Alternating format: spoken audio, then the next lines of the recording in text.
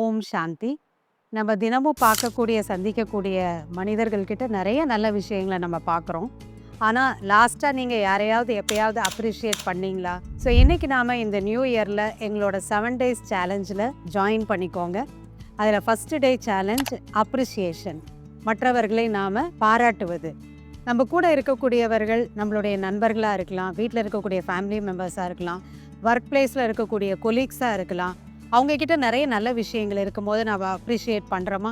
So இன்னைக்கு நீங்க கான்ஷியஸா ஒரு 5 பேர அப்ரிஷியேட் பண்ணி பாருங்க. ஏன்னா இந்த அப்ரிஷியேஷன்ங்கிறது ஒரு ஹெல்தியான எமோஷன்.